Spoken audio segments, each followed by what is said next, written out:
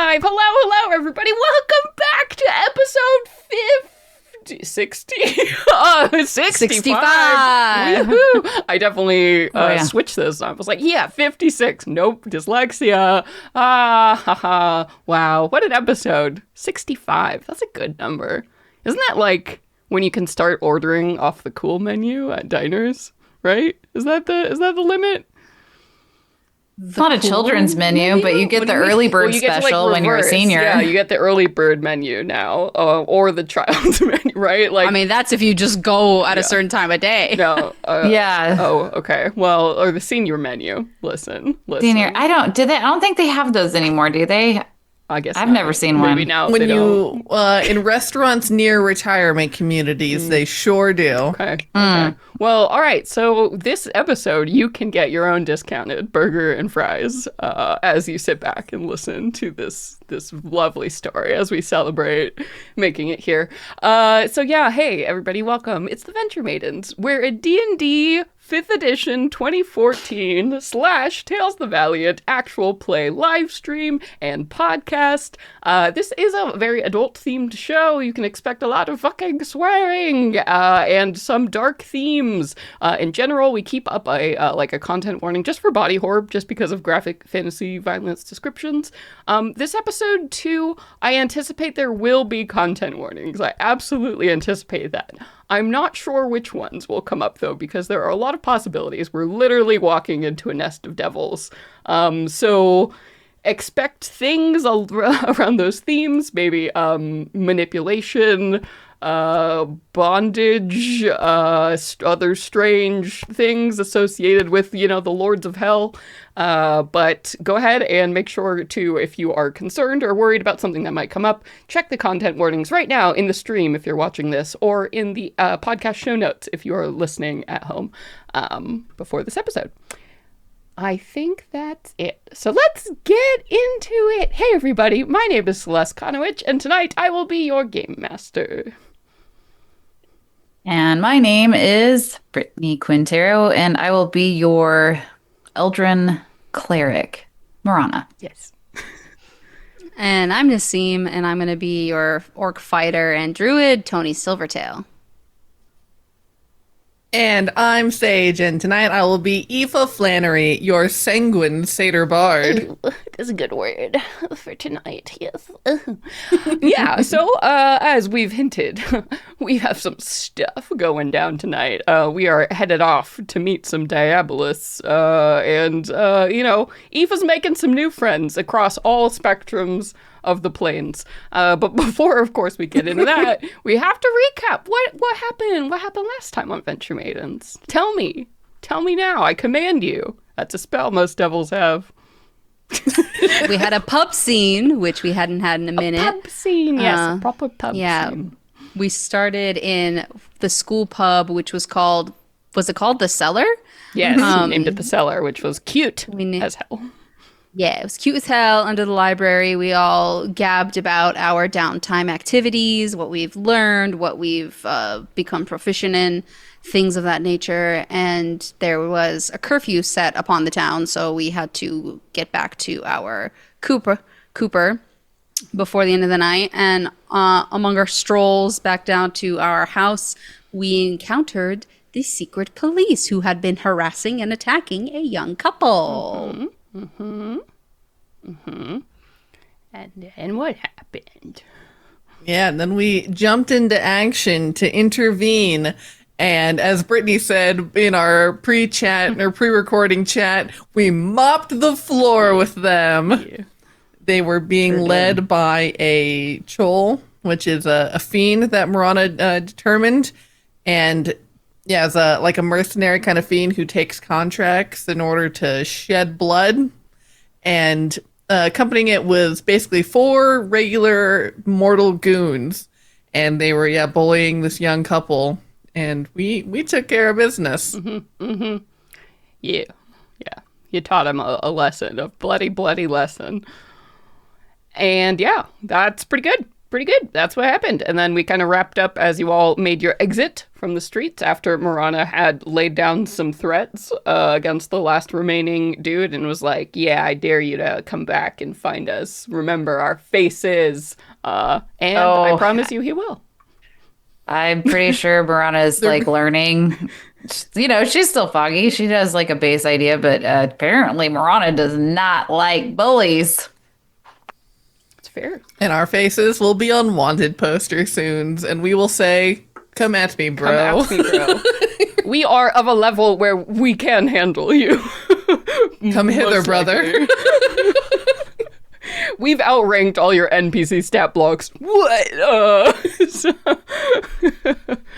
You gotta go to the other dimensions to kill us. And guess what? Melvin will. She will. But that's to hell and back. To hell and back, even. Yeah. It'll be a hell of a time. Anyway, yes, that's good. That's what happened. We did have some conversations as we're jumping in here about what exactly is going to be happening next. I know you all took some time at the end, like the very start of last time, to talk about how Aoife had received this offer, basically, to visit the chateau of one Ms. Elara Bellhouse, who is an Eldrin socialite, patron of the arts, just somebody who's basically professionally wealthy, an heiress, essentially. And after making some carousing connections and meeting this person, basically Aoife secured an invitation to Elara's estate for this weekend, which, when we start, will be basically the beginning of this weekend.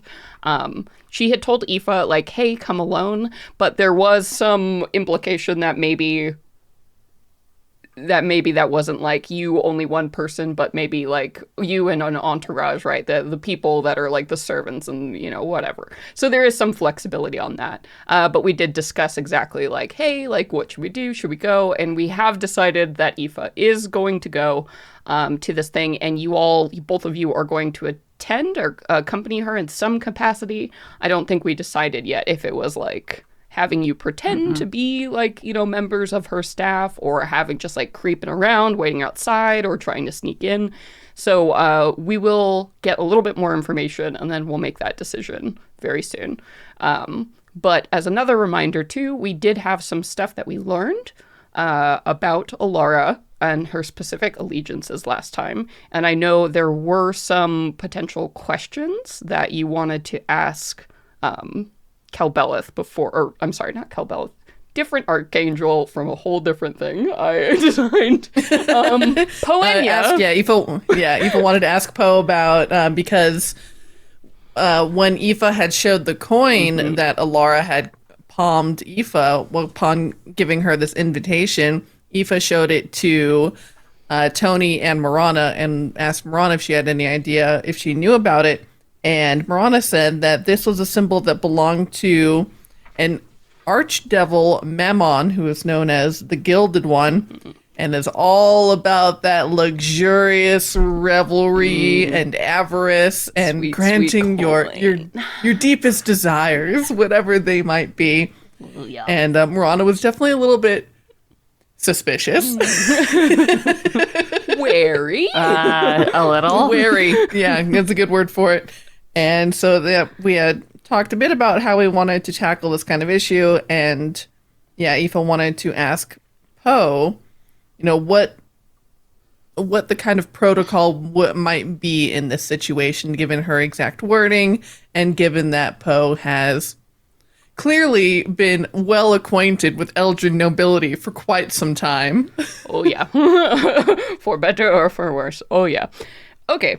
So I think order of operations here, I think we can assume in time, because last time when we started the episode, right, it was like just at the end of that few weeks of like downtime we'd all like experienced, and we had like a couple of days before basically the weekend starts and Aoife is expected to show up at this chateau.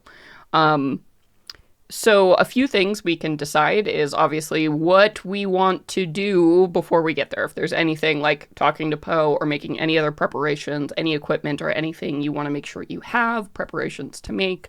and then we can talk about kind of the plan, how you guys want to approach this, and I can give more information about like the event in general. Elara was like totally open about like ask me more questions or correspondence. So if there's like specifics, you know, of the party you want to ask about, like I'm totally willing to give you all that information. Basically because we're rolling out into adventure mode in real time now. So this is a good time to wrap up any sort of downtimey or, you know, B-plot business before we move into this. So I've heard we want to talk to Poe and ask some questions. Anything else we want to do on the to-do list? I mean, we're going to like go home and rest and... Yeah. Okay.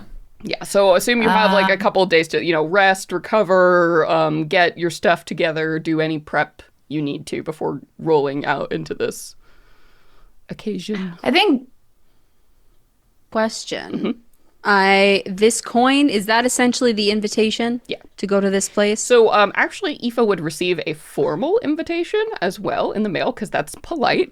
So you get like when you probably come back to the hut, there is a formal invitation waiting for you to enjoy a weekend at the Bell House Estate. To arrive, you know, this and this time on like Friday. Dinner will be served at this time, and then we will proceed with a masked ball. Is on the invitation afterwards. So, quite the affair, apparently.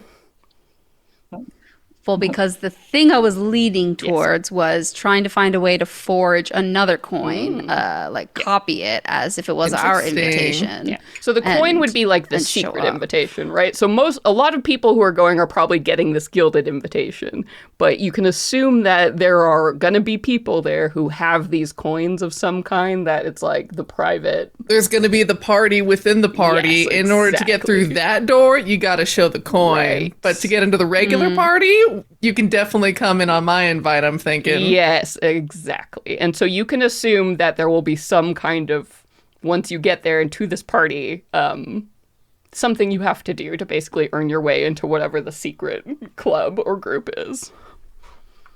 Nassim, I'm itching to try some of my rituals out, and I picked Identify as one of them.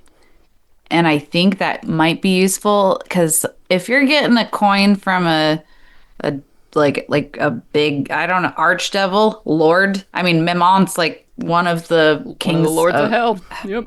Yeah, I would be shocked and shooketh if it didn't have some crazy magic into it. So and when I hold it up to my ear, does it scream? Yeah. So rules, and you hear the void. Rules as written, whenever you touch a magic item, you can tell it's magic. It's just something like in the rules. If you touch something, it is magic. That's always been a rule, I guess. Yeah. So you can tell that there is absolutely some kind of magical signature on this coin, just without any touches or attempts. I want to help. I want to do a ritual. Sure. Do we want to do a ritual? I want to help on the coin? Between me and Aoife. We've got some magic up our sleeves. Yeah. All right. So we want to do a ritual to learn more about the coin? Oh, I want to do that. Sage and I were briefly talking about our love and excitement to use Arcanist's magic aura. Ooh. And now that there are two of us, we can use it effectively. Cool. I think that in tandem with Identify would be useful. Yeah. Hell yeah. This is the time. Let's ritual up, baby. That's what they're here for. Okay, so I've heard we want to do some rituals. We want to talk to Poe. Was there anything, Nassim, that you wanted to make sure to take care of? Business for Tony before we go. I guess not. Yeah. As a reminder, too, Rook is not coming. Rook is officially out of the picture for a hot minute while she goes through her age cycle. Mm-hmm. Maybe I'll just put a little care basket together for Rook. Just something nice, some tea, some chocolates, some formula for when they're very young. Some Tiger Balm for those old joints. Yeah. I liked Rook, didn't I? Yeah. You guys had a tense but I wanted ultimately an eye at positive least. meeting. Yeah, because like they've been through this a couple of times on their own now, and I feel like now that we've been through it with them, like this is what the second time or so we've seen this happen. Just a few care package type things to be like, you're not alone this time, and we hope you're okay. Yeah. Oh, let's do it. Can we can we role play that together? Because I'm interested. I'm going to say right now, no, Rook will do everything in her power, which is quite a lot as a ranger, to avoid you completely and hide from you. No, I'm talking about me and Tony. Okay, I was like, I assume Rook is well hermited. Rook yeah, and yeah, I no, will a not cross that boundary. Yeah, a cat that is I don't need to injured, like which hand will it to them. It's crawl. just going to be like, we're going to leave it No, out front of her door. And Oh my God, I'm talking about Tony and yeah. Marana role playing, yeah. putting the care package together. yeah, if you'd like. I mean, yes, that's what I'm saying. Okay, so we're putting together on the to-do list care package for Rook. All right, any other things we want to touch on before we? Nope. Okay. What do we want to start with? I think I'd like to start with asking Poe some questions because that might help us formulate our plan for how we want to tackle this. Absolutely. All right. So we did decide also too that the way this book of Blackfire works is that basically if you like say Poe's name like out loud, it will get her attention and she kind of opens up the comm link. But otherwise, the only way to really like engage her is to be physically holding the book and interacting with. So we did kind of put those limits here. So once you get back to Cooper, where you had left the book before, free to open it up. Yeah, and so she will, I imagine, we're free. It's at the end of the evening. She'll transform back into her Fae form, and then she'll, afterwards, pick up the book and say, all right, my friend, I do have some questions for you. And, the words scroll across the page. I'm all yours. And as she lays this book open on her crossed legs across her lap, and she says, well then, I've received the most interesting invitation from an Eldrin woman by the name of Elara Bellhouse, and it seems she has quite a connection with Memon. Memon? Ugh. you hear the ugh across the page. The distaste. Well, I'd love to know, you clearly have some thoughts, but, when attending a soiree dedicated to such an individual, what would be some things that you might expect? Maybe the proper protocols to adhere to. Has this Elara clarified the precise nature of the event? Not the precise nature, but from what I understand, we are there to deal with potentially Mammon or other devils in order to, deal with Melwyn Tavir, who we believe to be in leagues with a fiend we know by the name the Curator. And so we are looking to undermine Melwyn Tavir's efforts. Well, while Mammon does certainly draw quite a few followers, who wouldn't to a devil beholden that can promise wealth beyond imagination, that fat golden slob. You're getting a really distaste. Mammon isn't known as being a terribly efficient, prolific schemer. If you are indeed attending an event that is meant to discuss the overthrow of someone in such a position of power, I suspect you may be dealing with representatives from other archdevils as well. Most of the cult of Mammon is associated with getting drunk and laid, if we're being quite frank. So I doubt you're going to be dealing with more than one of their leaders. Interesting. And who would be the most interested in scheming then? Well, many of the archdevils are preoccupied with scheming, constantly trying to get a foothold in mortal realms, so many of them would have an interest here. But if I had to guess, well, of course, there would be Asmodeus, without question. He is a being of schemes and infiltrates everywhere within this realm already. I might suspect as well Mephistopheles, the Lord of the Arcane. This place, this city, is quite tied to magic. I would assume he has some power here. And once again, you're dealing with nobility, so it's probably not out of the realm of possibility to expect a diabolist of Beelzebub, the Lord of Lies. Quite the mixer indeed. Indeed. And for yourself, devils have such a strict hierarchy. Where do you fall in all of that? I also hold the position of archdevil and am renowned in my own special way. If you wear my sigil and claim to be one of mine, I think you will have a position of respect amongst these others. If you wish to know more of me, I am happy to show you.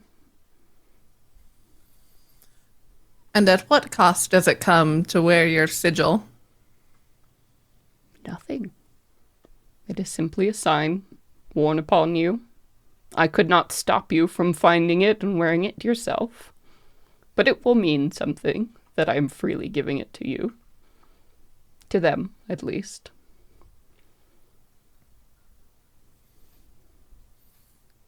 Well, this has been an amicable relationship thus far, so I see no harm in taking this for a test drive. Of course. But if you are to convince them, then I must show you. And, a flood of images, horrific, devil-y imagery of hell and stuff. And I will say, your brain, even your fae in your fae form, can only handle so much of this, right? It's almost like, a series of nightmares that strobe across your mind, and you walk away with some points of information here.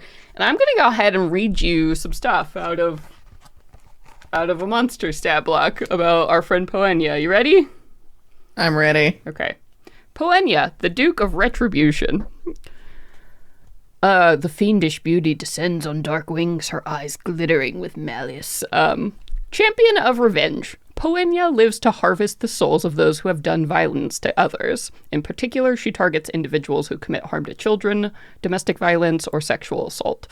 Victims of such crimes can call upon Poenya and her servants to punish those that plague them. Mother of the Erinyes. Poenya corrupted the angels who would become the Erinyes.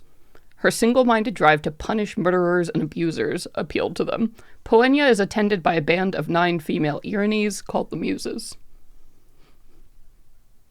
Action over words. Poenya is consumed by her quest for vengeance, and she frequently forgets to participate in devil politics. While her wrath can be troublesome, she is widely disregarded as a true political threat by other devils. But they fear her nonetheless.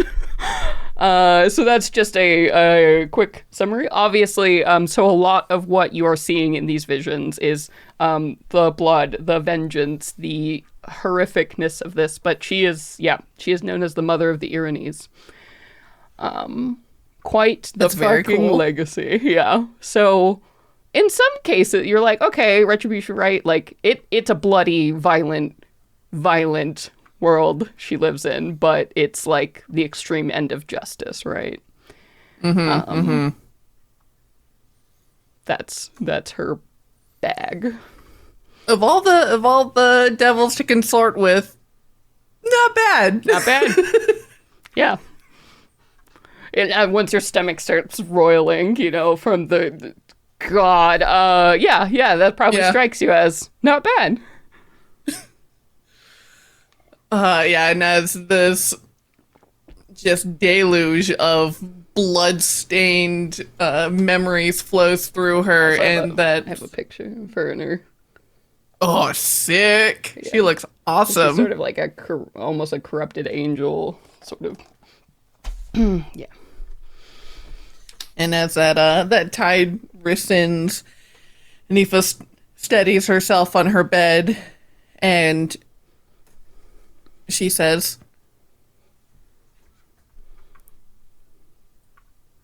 I appreciate that ounce of understanding, and I'm glad we see more eye to eye than I initially thought.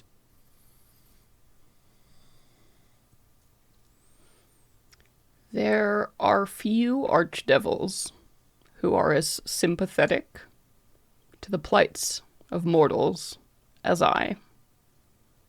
I think it gives me perspective and ease when speaking with those of you bound to a mortal world. I suspect this is one of the things that actually made me vulnerable to the individual that put me in this book.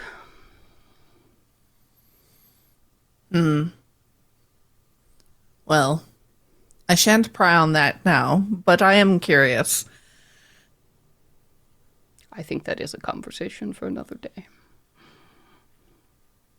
Let's get you through this one event, alive and intact, and perhaps we can go from there. Agreed. And she'll smile and very gently close the book. Mm-hmm. Yeah. As you do so, there's like a flash of light that appears on the cover, and you see, I didn't draw out a cool symbol, but it looks sort of in the same style, the lines and patterns of this one, where it looks like a sword with like an explosion of like, it's either like ribbons or blood or something, like lines kind of encircling it, almost like a molecule. Ooh, cool. And I imagine that probably, as she's now like accepted this mark on her, I feel like it probably shows up almost as like a beauty mark on the inside of her forearm, just like very subtly there. Nice. One of those things that if you know to look for it, you can see it, but otherwise, yeah. Cool. All right. So Polenya, feeling pretty good about Polenya. She's here to get vengeance, yo. Those who deserve it. Which you're like, occurs to you, maybe this is one of the reasons she's so interested in helping you take down Melwyn. Sounds like she kind of fucking deserves some shit. All right. And then we now have some rituals we want to do, and we want to put together a little care package. A roleplay scene. Oh, I think you're muted, Brittany. When you were saying molecule, did you mean like a double helix instead? Oh, no. So like an atom with the little worry things around it. Got it. Okay. Atom, atomic. Sorry. I got excited. It's visualizing your emblem. Yeah. Oh, yeah. If you want to draw, please. My God. Well, I started with this, but that's not atomic. You were looking at the wrong side of the page. Well, yeah, cool. Yeah, it's sort of like that. Double helix. Yeah, basically like. But I'll do the atomic thing, but make it messy. Yeah. Okay, sorry. Cool. I didn't mean to. Cool. I got excited. Sick tattoo. Anyway, I'm just saying. Yes. I get excited when you start painting visual words. My brain goes to visual. Hell yeah. Anyway. Yeah. Wanted to do the identify on the coin, I think, and then for Aoife, for attending the soiree, Aoife's definitely going to want to attend in her Fae form, but she's going to want to use the Arcanist magic aura in order to mask her magic so that she appears mortal for like any paladin's like divine sense or to like against Cool. Yeah, for the audience at home, so this is a ritual spell. Why don't we read read the spell, like what it does. You don't have to read like all it, but give us the All of it. highlights for the people who, because there are actually people who don't play D&D and listen to the show. What does the spell do? Yeah, so this spell is really cool. So it is a ritual in TOV, and so you can. It costs a small square of silk and incense worth a total 10 gold. So Aoife's got silks aplenty, or at least fine fabrics. Falling out of your butt, yeah. Ooh, I have incense aplenty. And so what the purpose of the spell is to either create a false aura so that you can make, say, a non-magical sword appear as a magical sword, or you can use it to mask something so that for any object or person, you can make them appear as or read as another kind of type of that thing. So like for Aoife, she wants, instead of being read as a face, she wants to be read as a humanoid. Very cool. And the really cool thing that is kind of like one of my side quests is that when you cast this on the same person or object every day for 30 days, it becomes permanent. Wow. So that's something that Aoife definitely wants to do for herself at the very least, and anyone else if they're interested. Hell yeah. That would be extremely helpful. Yes. Cool. I never get to see the spell used. This is the fun of rituals in Tales of the Valiant, because you can actually pick spells that you normally couldn't, because you have to choose like the good combat spells over the practical, right? or the utilitarian. And so, yeah, it's a nice compromise. I'm very stoked. It's working. Well, I wanted to work in tandem with you with that spell since Tony and I are presumably, well, I mean, we still need to talk about what our plan is, but presumably we'll be going with you. And we are both magical. So I was hoping that we could like pow out with that, doing a double ritual and like really getting all of us in off the magical radar. Yeah. Yeah, if we want to discuss now, that's probably a good time to do it. So, yeah, so the setup is essentially going to be, it's like sort of a classic a noble situation where it's like, hi, come to my house in the country. You know, it's me inviting like 10 of my closest friends, and of course, all of them are going to bring their spouses or best friends or dearest cousin, you know, whoever's in town, right? And then also probably their personal staff, so including, you know, their own groomsmen, you know, first ladies, whatever. Like each noble will probably have 5 to 10 people accompanying them, right? And then also probably another noble or two in accompaniment. So this small, like, personal soiree is going to be probably like 50 or so people being hosted for the entire weekend at this woman's estate, which is, you know, like 50 minutes away from Phelan. So just out enough in a country that it's sort of a drive, but most of the time everybody's going to be so fucking drunk and like having a good time playing lawn games and like hunting that nobody's going to want to like go home right in between. So you all will get there, you'll be offered a room, like there will be a bunch of people there. And so it seems like there's going to be at least one elaborate banquet, probably the night you get there, followed by a mask. So that'll be a big ball with everybody in attendance, right? Big how to do, whatever. It's going to be, since it's only 50 people or so, a small soiree. It'll be, you know, casual, more of a Mask of the Red Death style party than like a, you know, Cinderella affair.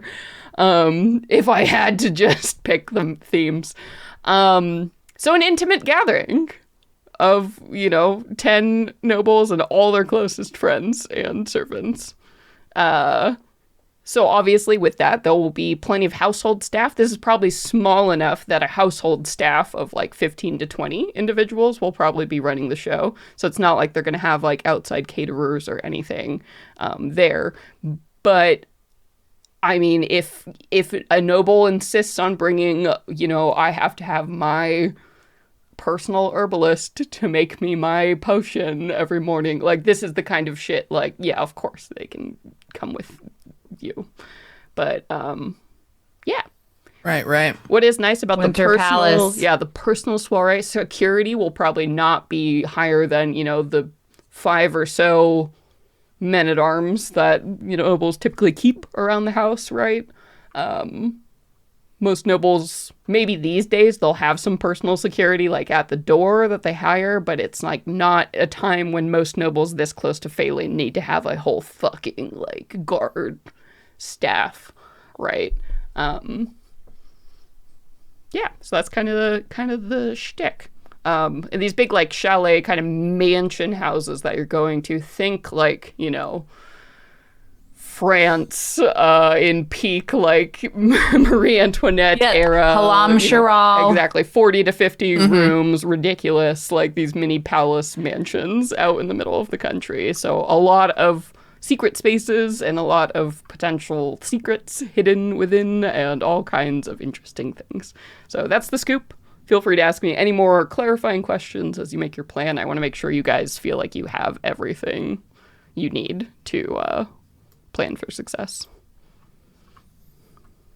Well, I mean, I know we kind of talked about the fact that the person who invited you would have probably known that you're not of high enough rank to have servants coming with you. But maybe you could argue something like, I wanted to blend in a little bit more with the crowd that is going to be there. So, you know, I just figured I'd boost my own ranking for the event. And I brought a couple of helpful hands. It's for also for the weekend. Not uncommon in Eldrin society because this is very much a society about posturing and trying to appear more wealthy and powerful than you are. It is absolutely not uncommon for people to literally hire staff, like to pretend to be their personal valets or dates or whatever. It is a culture of money can buy you anything, including status. You've got an herbalist right here. Let me be your guy. Be your vitamin girl. You have to make all of my tinctures so that I can wake up and look this I'm here for beautiful your every day. skincare. Yeah. Have we, has Eva shared what she's learned from Poenya to us yet? Can we have a powwow? Yeah, she hasn't yet. I imagine probably, because, you know, this is happening at the end of the night, so I imagine starting the next day when we're all, you know, busy running around making our preparations, and Eva is, of course, going to throw together outfits for you all so you can look just on fleek. And Well, wait, we don't know what we're doing yet.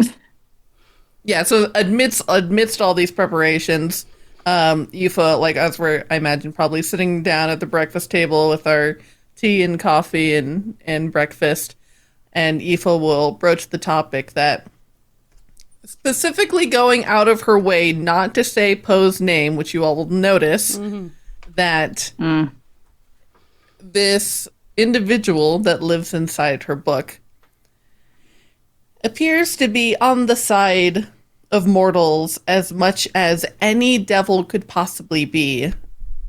And she looks a little bit shaken as she is recalling this flood of bloody, grisly images.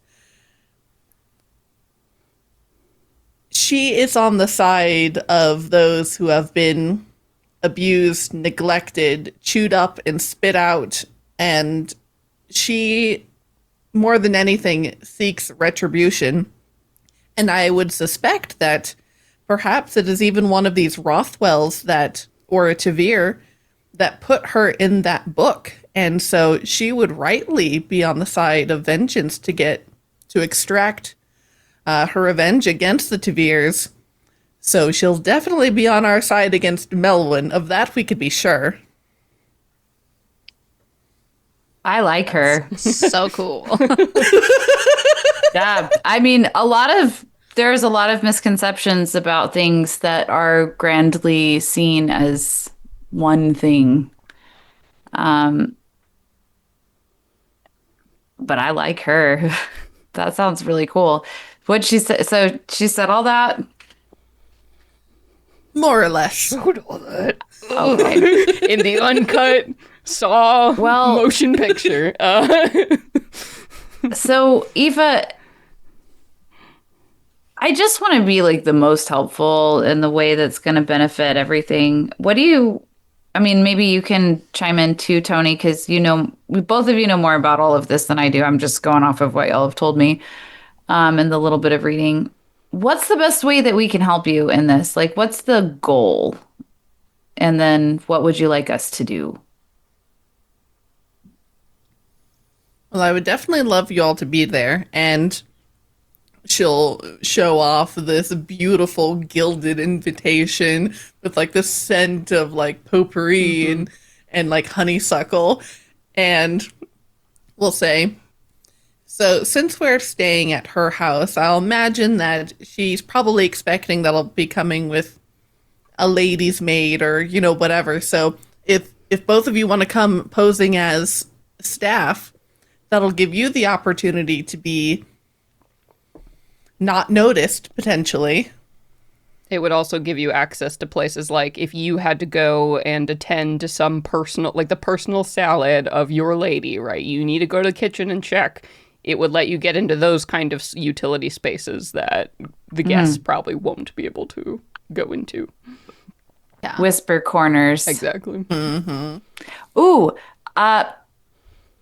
would you be cool if we can change our appearances, right? Because I don't think after our last night's little excursion. What I was going to say about that is leaving a recognizable face of the heroes who stopped the secret police. Since we're going to a party that is specifically intended to undermine Melwyn, you might be welcome as heroes of the people.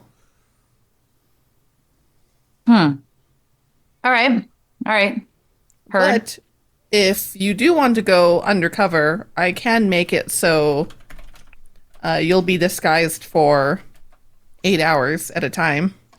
One of the events is also a masked ball. So there is at least a good 4 to 5 hour period where if you all want to like put on a mask and literally change whatever you want to do, that's absolutely achievable. I mean, a mask just sounds fun to make and wear, but thank you for putting my worries aside. I still am learning who's who in this complicated web of social individuals. What do you think, Tony? Do you think it'd be better to be out there and bold or more disguised? I think we could choose to have one do that option and then the other do the option of the servant, because I think it's beneficial to have one person to have access to these areas that the regular guests won't. But I also like the idea of having someone else's foot in the door to make these connections as well, and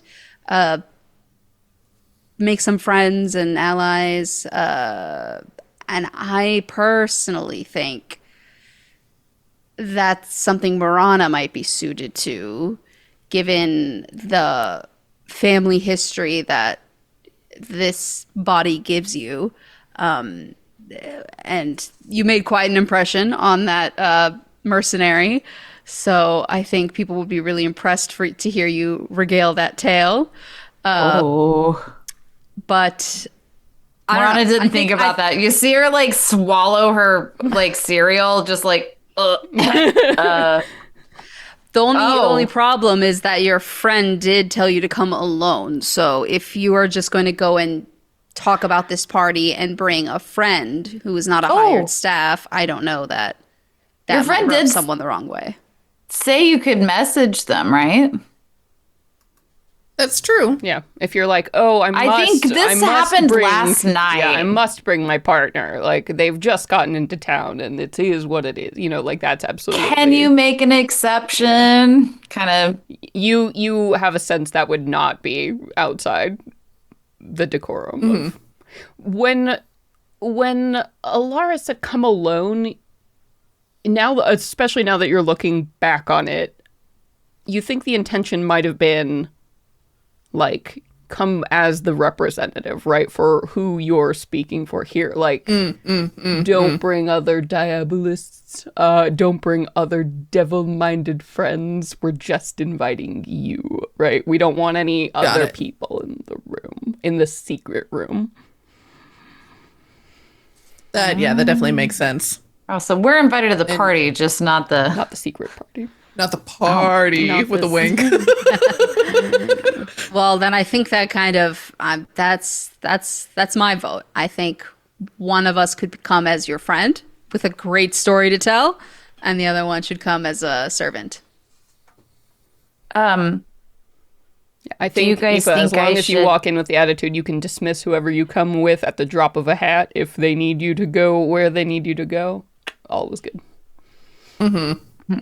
just if I'm coming as myself, people are gonna want to. I don't know much about. I mean, I guess tonight I can cram as much information, or I don't know. Should I be honest about? Well, the Rothwells are a long forgotten and scratched out name of history. You can make up literally whatever you want. Just make it the more fantastic and splendid thing, and they'll be eating out of your hands. You could totally be like an Anastasia Romanov situation. Like, oh my God, all the Romanovs were killed, and I'm the last. I've just appeared after like decades, and like reclaiming the fame. Like, holy shit, that would create some buzz if you did that. Yeah, but if I'm remembering correctly, I don't really like my family history. Well, they don't sound great. Well, I mean, history was written by the victors. That's true. And you could redefine it. Yeah, I mean, sorry, y'all. There's a lot to digest. Okay, if I'll wing it. If you guys invite, yeah, the bottom line is Aoife, y'all have if a lot of freedom, and I will adjust to how y'all want to handle it. Aoife, if you are telling me to get creative, I'll do my best. Yeah, I think 100%. you can do it. I think you have the freedom to tell these fantastical stories, rewrite your history, or even go down that Anastasia route even further and be like, I know nothing. Like, I've only recently discovered my lineage. A fortune teller told me that I have the blood Yeah. of the Rothwells in my vein. And because they're so lost to history, you don't know much, actually. Wow. Have you heard there's a brewer? Well, and it's so weird because you can tell them you've been having these dreams lately. Yeah. Oh my and, God, you know, it's nobles by your love that shit. connection. It's by your connection to this mysterious entity that you've connected to and then referred them to me. Yeah, remember, you're in a high-ass fantasy world, and the Eldrin are a super fucking magical society. So the Empire is like, oh my God, yeah, if a diviner told you this, like, oh my God, of course, right? Or like maybe you were preserved in a cave for like years under some weird curse or something. That happens, dude. I'll just give a vague description of the truth and let them fill in the blanks. Always a good plan. way to let. So mysterious. Yeah, that's gonna like be the perfect, especially interesting, drama. Yeah. mysterious friend. Oh my God, to nobles bring to love a party. drama. Yeah, like I'm gonna be, but it's Jimmy. gonna be the truth. I'm like, I just woke up and was here, and that's. I presume that I'm this, and that's the grave, and here are my friends, and we killed a demon last night. Because they were being mean. Yeah. Fabulous. Perfect. This is great. And I'm just your herbalist, Felicia. It's me. Hi, Felicia. Incredible. I'm here to take care of all of your dry skin and your clogged pores. Oh my God. Like, I low have key, you in real though. life? Hang on. Nassim, have you been watching Apothecary Diaries? Because that's where you get the tea as a spa therapist. Whoa. Yeah. I believe it. I have not. That's a scene in if you watching. Anyway, that's brilliant. Go do some spa stuff. That's where people are gonna dish because they're relaxed and naked. All right. Cool. So we've got a plan. We're going to roll up. You got an invite for your friend. You got a +1. Yeah, we don't even have to worry about that. You got that +1. Hell yeah. So, yep. Your host is fully expecting you to show up with a +1 and, other staff. She just assumes doesn't really matter how many. It is what it is. She can afford it, is the bottom line. She can certainly afford it as a devotee of Mammon. So yes. Anything else? Anything else we want to do before we roll on out? We're gonna make our care package, Yeah. me and Tony. Yeah, what's that little scene look like? Before we're all packing up our stuff, and I imagine maybe also packing up a basket before we go. Tony's just like fumbling with a basket that was left over because she'd seen Lou make a couple of these before, and just grabs one of the leftover ones and is like, yeah, okay. And then like standing in the kitchen conjuring up random things that she thinks would look good in like an aging and rebirth sort of situation. And I don't know if you walk in, Marana, but she's just walking standing by. there like, I come in for a snack.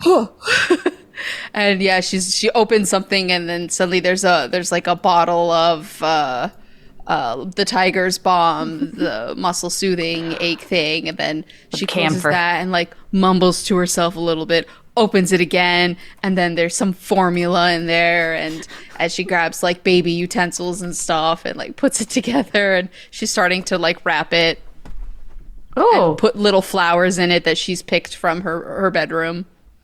what are you doing, Tony?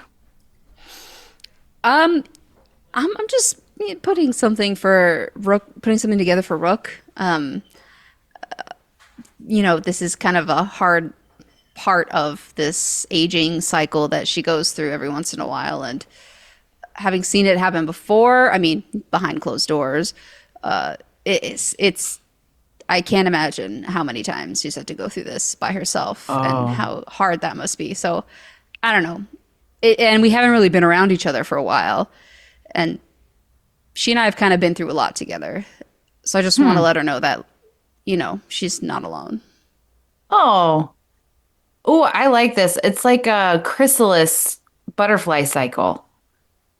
Yeah. That's kind of what, I don't know. I'm thinking of like it's like the seasons. And they're very important. And she's just, okay, can I help? I like this idea. I didn't really get to know her that well, but like, I liked her. Yeah. Yeah. But whatever you think this needs. I've just kind of put a bunch of random stuff together. I'm looking at the stuff, right? Like there's, old comfort, and then, you're going to be a young thing. I think I'm like looking and I'm like, ooh, some like soft, like, I don't know, like a teddy bear, or like do we have soft blankets? I feel like when you're a kid, it's nice to feel wrapped up in things. Honestly, let's be real. Like when we're old, When you're old, you're nice cold, too. and when you're young, you're also cold. Things that are good for young and old let's people: get a- diapers and blankets and slippies, booties. Oh, I've got, my room kind of upgraded a little bit since the last time we were in here, and I learned about some stuff, and my blanket is really nice. I don't hope it's not weird that I'm giving her my blanket, but like, I don't really need it. And so I like run to the room and grab, and it's like real nice. It's real nice. Oh, those It's bougie like blankets. Olympian clouds woven with golden thread. Very nice. Gorgeous. So I take it and I just kind of like try my best to wrap it up in a nice bundle. And I'm like, all right. Oh, and I pull ribbon out of my hair, and I got a gold theme going on. So I just gold ribbon. Gorgeous. So nice. Yeah. And then like whatever little salves and things that Tony's been working on and testing in her own room, she's going to bottle up and be like, be well. We're thinking of you. And if you need anything, let us know.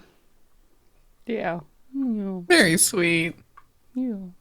I think Yeah. you can write that on a card. I think would be the most effective, because Rook is like gone. You're like not sure she's like even in the house at this point, but you can leave it outside her door. Okay. But yeah. Yeah. I'll write in a little note and roll it up tight in a little twine bow and put it at the top of the stairs in front of her door. That's very We all sign it, right? sweet, you guys. Why don't you both of you take a point of luck? That's very sweet, both of you. For caring. Okay. Caring gets care, you, we you care. lucky. We've been through a lot together. Yeah. That's very nice.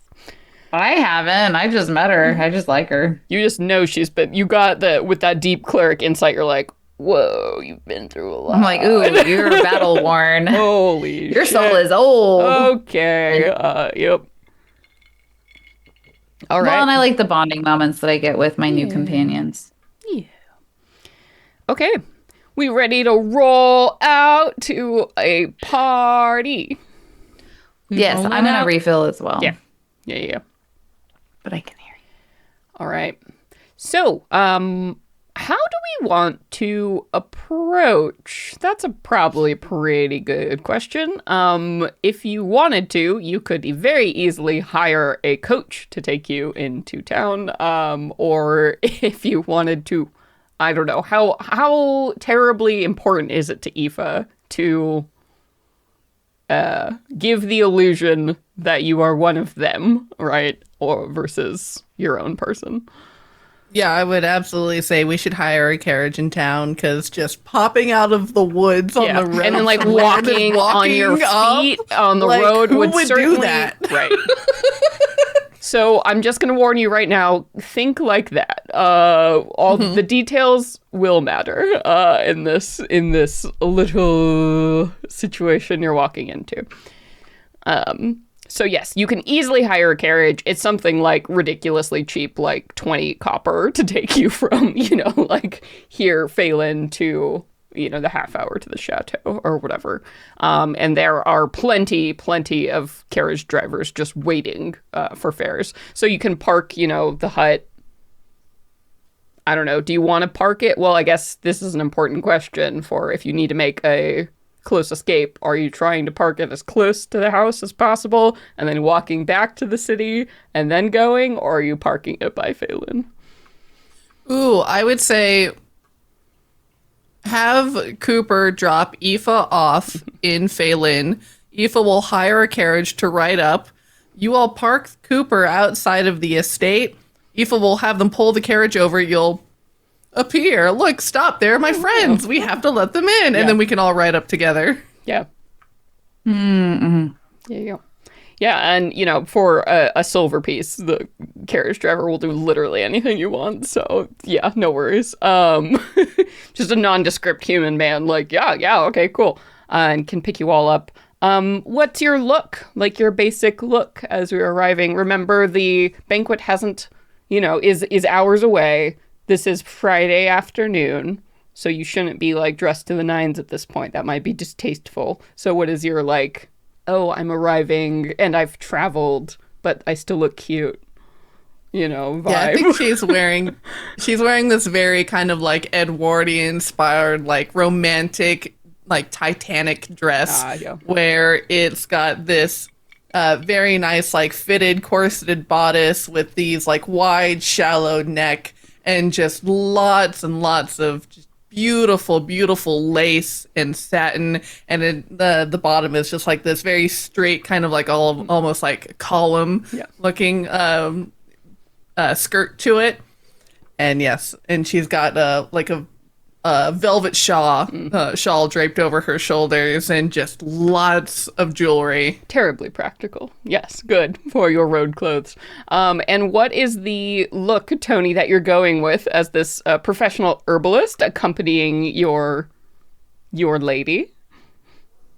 I feel like servants of the house usually tend to mimic the house colors and things like that, and motifs.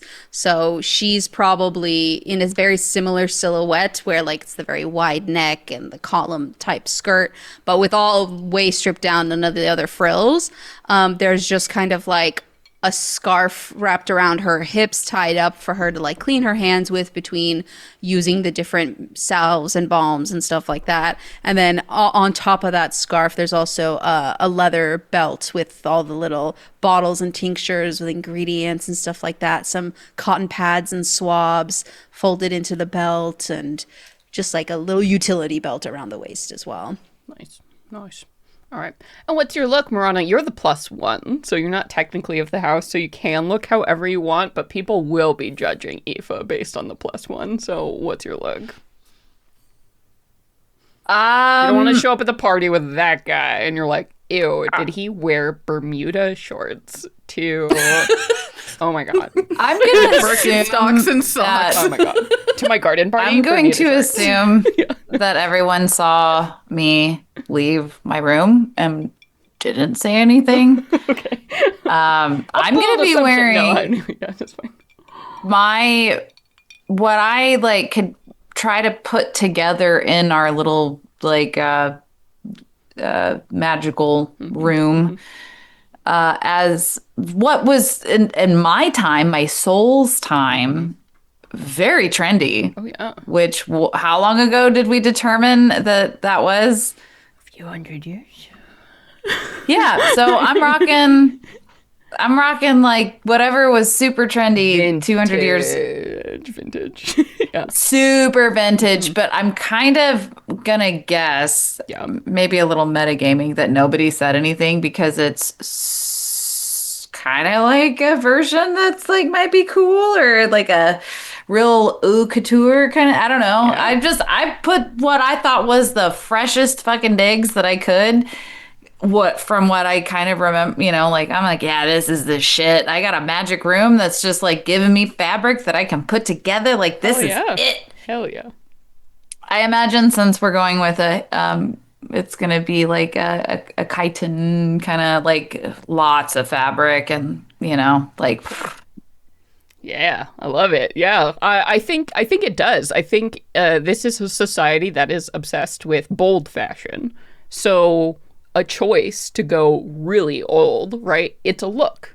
So you've put yourself together a look. And while it might not be whatever is in vogue right now, like that is some respect for being like, I am showing up to this party in the cutest fucking 50s look, right? Like people in our travel era, attire, right, sorry. will be whatever it is. So my travel tunic, but like I'm in full like Hellenistic Greek, like the whole weekend. Yeah. Just a whole weekend Hellenistic Greek. I'm in my travel tunic. Yeah. And I will say, if we want to take cues from colors, our girl Poenya actually does have a pretty Greek look thing going on. She's got the linen.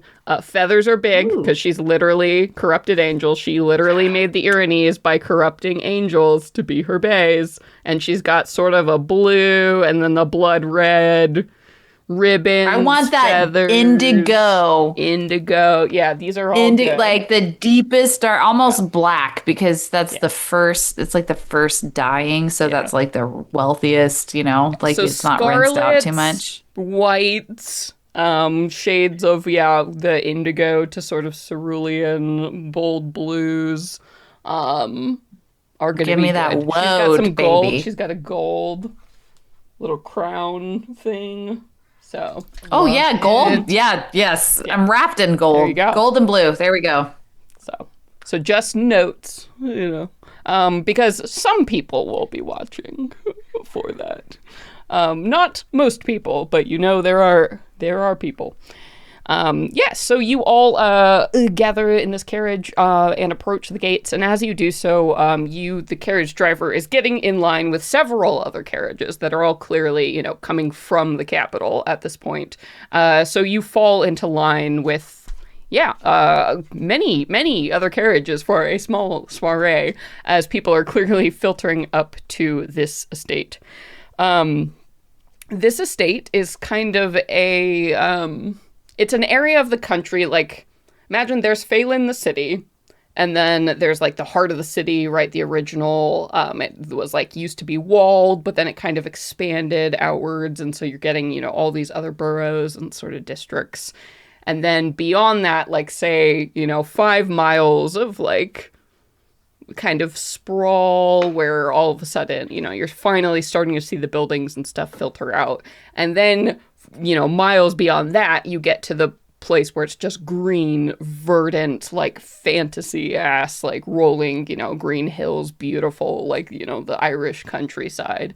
And that is where nobles have, built their summer houses and beautiful places on the edges of lakes and just winding roads, far from the hustle and bustle of the city. So that's where you're situated.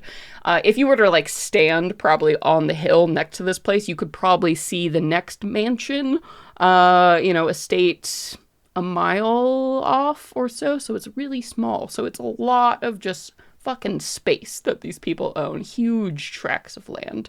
But they're also summer estates. They're not like functioning medieval estates, so they don't have like full farmland or like defensive walls. These are pure pleasure palaces for the rich and famous that they probably live in maybe, 2 months of the year or so. Like wealthy houses in Newport. Exactly. Yeah. So like you see, there are some small like herb gardens and vegetables so they can do, like farm to table sort of like zhuzh things up. But really everything they need isn't all grown on the estate. Most of it is shipped in for exorbitant rates, right?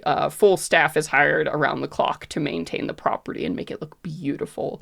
And as you approach, it is everything you were promised. This gorgeous, like white marble and wood palace basically like rises up in front of you, built in this huge kind of rectangular estate. And as you approach, you pass by like a wrought iron fence that, wouldn't really keep like any real monsters, you can find out, but you're still close enough to the city. Like if there was actually a problem, like the city guard would be here like that, and deal with it. So it's just beautiful, enclosed fence. You walk by, pools and just manicured gardens. You can see staff members out, like putting final touches on things, lighting and hanging, stringing these decorative lanterns, all over the place for later when the sun does eventually set. It will be gorgeous out here. You are in, the tail end of fall, right, where it's just still crisp enough to like go outside and enjoy things, with a light jacket. So it's right before the turning of the season. The weather has been gorgeous, the perfect time to celebrate, sort of the end of summer like party. Everything is fucking magical as you are approaching. And as your carriage, goes up to that little like central kind of line that they have in front of the house, and, some servants are coming out and helping people down with trunks of stuff for a weekend, full fucking trunks, just piled on the back of these carriages. You see people in very smartly dressed, blacks and whites, the house staff, you would assume, helping people in, and all kinds of individuals here, Eldrin nobility to the nines. But there are lots of other individuals here, which is probably a nod to Elara's collective and interesting, preferences. So it's not just nobles here. She's a patron of the arts, right? So you see people you might identify as like, oh, wow, they're a really popular upcoming artist, right? At this time, like, hey, I'm pretty sure I saw that guy's sculpture here. Like, those kind of people are mixed in as well. So this is a very, sort of chic salon style, like, the urban artists coming up with the rich and the wealthy. It's an eclectic group of people. Sure to be for stimulating conversation. Indeed, that's the hope. Our own little Paris salon style event. Intimate gathering of, you 50 to 60 to 70 kind of people filtering in and out. With the servants and house staff, probably a hot 100 people or so are going to be on the estate for the weekend. At this point, the lady, the host, it would not be proper for her to show herself now when people are coming in and like, putting stuff away. You assume you'll see Elara later. She'll make an entrance once you all have been settled and are supposed to gather for this dinner time. So until then, essentially, if you'll let yourselves, you'll just be escorted by servant. People will carry everything for you and bring you to designated rooms. You are given one room for you, one for your friend, and then for Murata, and it's assumed that Tony will be staying in your room, so like a little cot is kind of set up in a corner, for Tony. The rooms are gorgeous, beautiful, again, French estate, just like tall floor to ceiling fucking windows, chiffon curtains, beautiful sculptures. Every inch of this place is rococo decorated, painted, covered in art everywhere. This is patron of the arts, right? So an extreme fucking amount of art in this gorgeous home. Not a blank wall in this house. Nowhere. Opulence everywhere. Or evacuate. So you probably have an hour-ish or so until like your call time, when you are officially to present yourself to your hostess. There are plenty of people, filtering in and out. You are situated in like clearly what is the guest room, like wing of the house. So there are a bunch of these other guests doing exactly the same thing you are doing. So nobles mixed with artists and their staff all kind of getting situated. You see, staff of various people are like hanging out in the hall because clearly a bunch of them know each other, right? Like usually the same kind of people get invited to these parties. So it's a real just sort of event and melange of stuff that is happening right now. This is a busy sort of off time. So y'all are free to get situated, to chat, to figure things out. It's up to you. Mm-hmm. Well, should we go to our rooms? Yeah, I imagine we probably have like an adjoined room with the door between them, so we can. And then Aoife looks at like the cot that's put in the room, and Aoife's like, Tony, you can share a bed with You me. have It's like fine. a It's plenty big. king-size 4-poster, like hand carved with like nymphs frolicking, like so big you could fit 7 people in it. And there's a cot for Tony. So I appreciate that. I'm gonna like scoot, like when an animal like scoots its back legs, like that's the vibe that I feel about the cot. I'm like, all of this, they live in this, and that's what they do. it's a real feather mattress.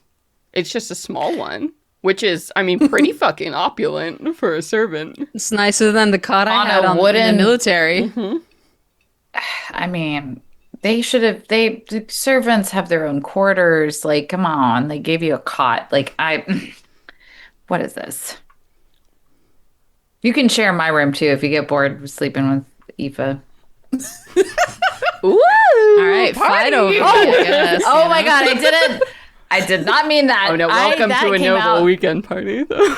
Not the way that is not it. I just okay, meant it's like okay. if this, No I'm sorry, worries, how about yeah. if this bed gets too I don't know. Oh, Jesus. Ooh. Yeah, make whatever excuse you like, Marana. I know you just want me in I'm your bed. gorgeous, I know it. I'm gorgeous. I just like bonding. The I'm dinner, just razzing you. the dinner was supposed to be before as like a prelude to the masquerade ball, right? Yes, yeah. So there's going to be a gathering, a dinner, right? And then you assume there'll probably be like an hour interlude or so where people are expected to like get into full costume and come back. And by dinner we mean because it's going to be like 4:30, right? Like, and then you're sure there will be a bounty of appetizers and food and like shit at the ball as well. But it's more of an excuse to get everyone together. This feels like a good time to talk about what exactly is going to happen and what your challenge is here, Aoife. So before it's going to pop off at dinner immediately, but setting the stage for how you all want to position in this opportunity. So your goal is sort of going to be like an extended skill challenge, where essentially what we are going to do over the course of a weekend, instead of like, it's not like a moment-to-moment thing, essentially you have to earn the trust of enough of these 4 diabolists to prove that you belong in this secret meeting. If you can get to the secret meeting, you can get to a place where you can negotiate probably that invitation that you need and get access to some really good information. But there are 4 individuals that you need to either coerce, charm, blackmail, beguile, threaten, whatever tactics you need to take. You need to get them, these 4 people, convinced that you belong in this room. Your 4 targets. We've sort of named them before, and we'll meet them individually, but you are dealing with a diabolist of the archdevil Mammon, your lovely host, Elara. So while she has invited you here, you still need to prove to her that you're actually on the level. And I'm not going to tell you also some of these individuals are more susceptible to different strategies than others. Like some might be into bribery or some might be into persuasion. Mm-hmm. Some might need to see something else from you, maybe even something violent or different. It all depends on what they're into. There is a diabolist of Asmodeus that is here, a diabolist of Mephistopheles, and a diabolist of Beelzebub. These are the 4 individuals that you need to convince that you are enough of a diabolist to get into the room to their secret club. So you know what Poenya is about. You know her cards. Mm-hmm. You're here to basically prove that you're on the level because these people are going to take a big risk. Obviously, they can't walk around in society being as open as they are. So you need to show a little of yourself and convince them also their own egos that they should let you in the room, right? Right, yeah. Makes sense. They are all, I've written down the different strategies these 4 individuals are susceptible to. Some strategies will not work on others. Like, you can't sweet talk them all, because that's just not what they and their devils are about. But some you can. For skill challenges, the way this goes around, because you do have your companions here, you guys will also be involved in the challenge. So we're going to go round to round how you are helping Aoife work with these people. That could be anything from gathering information about them to making sure, something happens, that Aoife has a good opportunity, right? Keeping somebody out of a room to give Aoife like time to talk to them. Like, there are so many different ways. Sneaking around, discovering blackmail, like 100 different ways you could go about doing this. But the way skill challenges in general work is think about how your ability, like, it's basically going to go round and round. You have to pick a skill or a tool or some other proficiency that you have to use in this round to round. So look at what you have, look at what's going on. And the way skill challenges work in Tales the Valiant specifically is there are skills or proficiencies that are called, like, for the moment, let me see what they're actually called. It's like a skill for the challenge, like these illuminated... There we go. I printed this out. Right, core proficiencies for the challenge. So the rule is you can always use a core proficiency as many times as you want. You can use any other proficiency you have, but you can only use it once.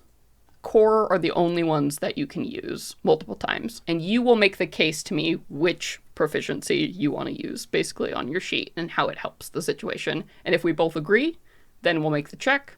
You have a certain level of success you need to hit, and you need to hit a certain amount of successes before failures. Otherwise, you fail, and the day is not entirely lost, but it won't go as ideally as possible. So, question. Yeah.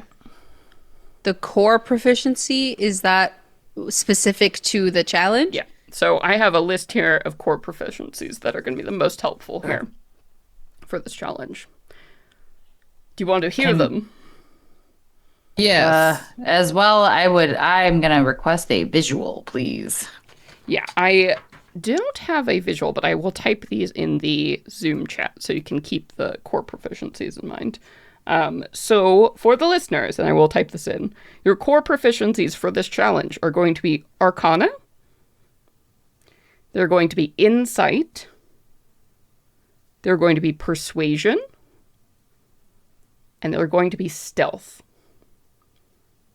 These are the 4 core proficiencies. So these are the ones that you can use as many times as you want over the course of this challenge. I've picked these because they are, in my opinion, the most helpful to what is currently happening. And so for the other skills, like if Tony uses Intimidate, does that mean I can't use Intimidate because it's been used? That is Okay, it for good the to know. challenge. Cool. Yeah. So basically, this will also be an exercise in working together and sort of planning what you want to do. Because if someone uses a proficiency that isn't core, yeah, that's going to be off the table for everyone. The ultimate goal of this challenge, as a reminder, is to get these 4 individuals convinced that Aoife belongs in the room, in the super secret devil meeting room, right? If you succeed, Aoife at the end, at some point in this weekend, will be invited into this room. And as a reminder, normally skilled challenges are happening like really quickly. It's something like, oh my god, the cave-in, it's collapsing, and like we need to skip the Cave of Wonders on our magic carpet. Like that's a skilled challenge, right? But this, you actually have more time. You have a weekend. So if you want to spend an hour or two, you know, doing something, or like at the evening time, I do this thing with this skill, that is absolutely on the table. You have a lot more time to think about how you're approaching these situations. So don't feel limited in the moment. Okay, I think cool. it's probably a good idea for us to establish as far as like what like we're proficient regarding core proficiency, so we don't have to worry about those. Yep. I am proficient in insight, and that's the only one. Me too. Oh shit. Oh well, okay. Oh, actually, that's good. That we can use those as many times as we want. Yeah, for me, insight and persuasion are my 2 that the best at. So all 3 of us are going to be using the living shit out of insight. Yeah, probably. You will be using We can persuasion. make our arguments for other things. Yeah. So You can know. absolutely So- make and you should make your arguments for other things. In fact, Cool. I Yeah, will that's- say it isn't a hard rule in the game, in this system with skill challenges. But as a soft rule for me as a GM, if you try to just use the same thing as the person who went before you, I'm going to look on it pretty negatively. I might even roll at disadvantage, just because I want to encourage unique strategies, right? I don't want you all just insight over again. That's only going to get you so much information. Oh, right, I in the see. I was like, you situation. mean like a double roll? Like, if somebody else's insight, I'm like, no. No, so because you're going to be going in initiative order, essentially, right? So if somebody before you was like, okay, tried insight, I really prefer you didn't do the same thing again, because I might actually make the roll harder or impose disadvantage, because even if you're talking to different people, it is still kind of a small event. So if all of you are just going around Word asking gets a million around. questions back to back, people will start to go, and get a little suspicious, right? I really struggle with verbal instructions. Did you say that when we do different skill checks that we're not proficient in, there's a limited amount that we can do? If you do any other proficiencies than those 4 that I've posted, Arcana, Insight, Persuasion, or Stealth, you can only try that one time for the whole challenge. But you can absolutely try it. Like acrobatics or whatever? Yeah. Okay. So, like, but if if you we're do not acrobatics, like whether I'm you not succeed- proficient in Yeah. It does. You don't have to be proficient in things to try them either. I mean, like the core proficiencies, if I'm not proficient in Arcana, does that mean I only get to try that once? Nope. You can do Arcana as many times as you want. It doesn't matter Got what it. you're Okay. proficient in. Thank you. That's all I got it. Thank you. Yeah. That's what I needed clarification. Basically, yeah, these 4 that I've posted, the core proficiencies for the challenge can be used as many times as you all want across the board, though I would prefer you didn't use them all back to back to back. But you theoretically can, though you might make your own life harder.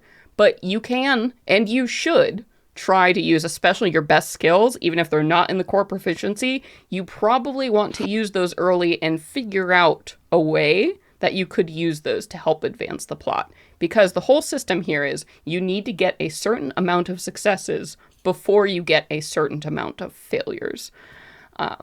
And for this challenge here, I'm going to say this is a complex and difficult challenge So you need to get at least 6 successes before you get 3 failures. If you get 3 failures before you hit 6 successes, it's over. You've lost the challenge.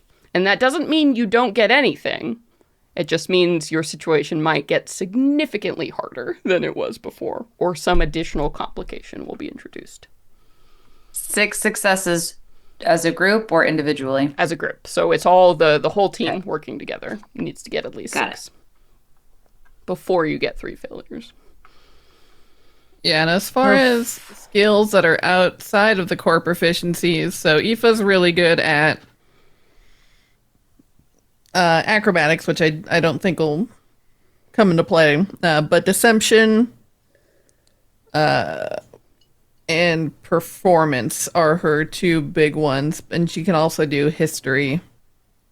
But yeah, so those are the ones that she'll want to probably reserve for her. I have quite a few proficiencies, and I think survival can be used in a lot of instances. Or at least I can make an argument for why survival. And can be that's used in a the lot of fun of instances. skill challenges, because it is kind of up to you. You are steering the ship, right? If you're like, oh, here's a situation that I think is relevant and might come up over the weekend that somehow helps Aoife, remember, achieve the ultimate goal is convince these 4 people that Aoife belongs in this secret club room. Remember, that's the goal. So everything you do should be in service of that goal. So as long as you can make a case that whatever you are doing is helping that agenda, I will likely say yes to it. It is totally up to you what that looks like. The sky's the limit. I've kind of set the stage here. We've got this party. We've got our circumstances where we are. You all have total license to interpret what is or isn't happening moment to moment as serves you. But if we're ready to begin, I will go to the dinner and I will give you some more information about these 4 individuals over the course of that. Are you guys ready? Ready to go to a party? A skill challenge party? Ready. All right, Nassim, hit us with that Tony walking up. All right, team, Yeah. gather around. I just want to say that this is going to be weird. I really don't know what to expect. And given that I'm playing kind of, servant for hire, remember, I'm not your friend here, so don't feel bad if you got to, do what you need to do in terms of the way you talk to me, the way you treat me around these people. They're going to expect a certain, level of respect shown towards, one another versus the hired staff. I can only assume, especially given the company that they're keeping. So I just going to say, don't hold back. I'll be fine. We're here for a mission, and we're going to get it done. I appreciate you knowing that it should never be taken personally. But also, I'm a wild card. You and I can be homies. I'm new in town. Fair. And it does seem, I just there is no counting for personal taste, right? And you don't know a lot about these 4 individuals yet who are the most important people here, right, to impress. But it is nice to know, and, Aoife has told you, and Elara is probably on the most liberal possible spectrum for a hyper-wealthy aristocrat, right? And she does have, artists and shit here. So that is playing in your favor, at the very least. There could still be very conservative old school people here, though, right? So, but that is something to keep in mind. Yeah. I won't know. I'm whatever the social norms are here. I mean, basic manners, right? But also, how seriously do people take the laws of hosting? Yeah. I don't know. I'm trying to make shit up, but trying to vibe with being out of date. Yeah. I don't know, what's something super outdated that people did that we don't do anymore, Morana's gonna kind of be on that vibe. For sure. Yeah. Sure. I'm not trying to be I expect these people to treat me poorly or you guys to treat me poorly. I just mean I can't be at your side so much. And I shouldn't be, right? To maintain the illusion. Yeah. Absolutely. Yeah. Well said. Well said. All right. Yeah. We rolling down in our dinner looks? I won't ask you what your dinner looks are, but I will ask you what your masquerade looks are. So get ready for that later. All right.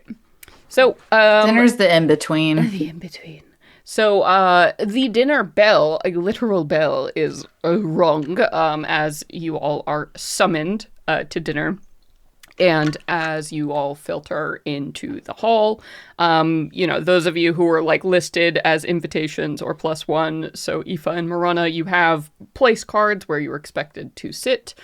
Tony, you are not expected to sit at the table with everybody else. You sort of take your position, like you can see the other like wait staff and personal servants like filtering, around to the edges of the room. You all will eat, but you will eat later, essentially, right? Like in between courses. There's been like a side dining room, like off the kitchen, is typically set up for servants and wait staff. That's pretty traditional.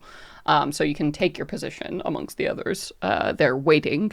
And once everybody is seated, of course, there is like a dramatic moment, and there is like a quartet that's playing in the corner, right? That's been hired for, the whole event. So the music stops, and there's like a audible, ooh, gasp, like pause. Before you see, of course, at the top of the stairs, at the head of this grand, like, room that you're all set up in, this dining room, your host, dressed in a gown that must be spun from pure fucking gold, steps out, and there's some dramatic, magical lighting, and like a new song plays, from the quartet as she descends. A very handsome, like, human gentleman, quickly comes up and holds her elbow, right, her escort, as she like descends down and waves and addresses you all. Welcome, of course, to the Bell House estate, honored guests and friends. Yes, da, da, da, da. And everybody's standing, right? I'm sure you all got that cue as the hostess descends. And she stops for a moment and says, "In the grand Bell House tradition, welcome, friends. Here you will find nothing but revels and leave all cares behind. While you are here, it is a world of delights. If there is anything you need, just ask. We will provide. It is our honor to have you here." And once again, yay! And there's some of the younger people who probably look like younger artist types who are already deep in the cups from whatever, who are like, yeah, woo, like revels. That edge of like clearly not noble born, but like having a great fucking time. And she seems absolutely delighted that these people are here imbibing and just about to tip the scales of chaos. As that like little smile comes to her lips, and she gets seated, and she's like, "No more toast, no more formalities, dig in." And food begins just pouring out, music and laughter and wine, so much fucking wine. Every time you turn around, it's like she has 5 people who are specifically just here to keep glasses full the minute a glass goes down, like refilling. Very quickly, you all are reading. The room is getting toasty really fast, and she seems to be just fucking delighted by every moment of it. And as you all look around the table, and, very quickly, too, like, you realize this isn't the most formal household in the world, as the hostess stands up in between, like, meals and addresses, and other people also seem to be free to, like, stand up between chairs and, like, will pull people away, and, like, servants sort of haphazardly wind in and out, right, like, putting food down. This very quickly devolves into more of, like, a banquet-style party than, like, a formal dinner by any means. And some invitations are made and overheard. And I'm just going to share this information to everybody, assume you heard it from whatever source, about these 4 individuals that are very important to this skill challenge. So here are the 4 people you need to pay attention to. Here are the 4 people you need to convince, cajole, blackmail, address, threaten in whatever way you think is necessary to get Aoife into this room. So 1, Elara Bellhouse. She is your hostess, the one wearing literal spun gold as her outfit. She is a diabolist of the archdevil Mammon, the lord of hell, the king of greed, the gilded one, coins, money, influence, status, drunkenness, excess. That's his bag. She is a female Eldrin socialite, patron of the arts, so seems to have a fondness for collecting artists, especially young and attractive artists of all genders. She likes them very close to her. All right, that's your first one. Your second one you are introduced to, an individual named Virgil Montfort. He is a very handsome human man with dark, well-kempt features. He actually looks a little out of place. He's kind of tall and has sort of that, like, cavalier vibe of, like, maybe he came into money later in life, right? He's not, like, that stuffy sort of assuming, like, he doesn't have that Eldrin, like, rigidness that a lot Debonair. of... Debonair, yes, absolutely. That sort of roguish, like, good looks. A little unkempt. It's hard to tell what exactly he does for a living, but you gather he is a politician of some kind. Not one in the high figure, but something with money. You're not really sure. It seems to evade you. You suspect that he might be the diabolist of Asmodeus. He's the Lord of Power, Influence, King of Manipulation, widely regarded as one of the most prolific, if not the leader, of the Dukes of Hell. Your third individual that you are looking to impress, Finch Latimer, who's a male tiefling. Tieflings are a little bit rare in this situation. I'm not sure how often you all have seen them, but gray skin, like red eyes, white long hair, wearing full-ass wizard robes that are wildly unpatched and not appropriate for any kind of formal situation. Does not give a fuck. Sort of has like a I'm old Gandalf vibe and doesn't care who knows it. You suspect that he might be the diabolist of Mephistopheles, which is the Lord of the Arcane, the Master of Fire, known for his foul experiments and arcane pleasures. Number 4. The fourth one you need to impress, Calpurnia Visar, who is the most gorgeous and buxom Eldrim woman you have ever seen. She apparently runs several gambling houses and houses of ill repute throughout Phelan. Her morals are just as high as her boobies in this dress that she is wearing. You suspect she might be the diabolist of Beelzebub, the Lord of Lies, the King of Thieves, and a well-renowned cheat. These are your 4 friends.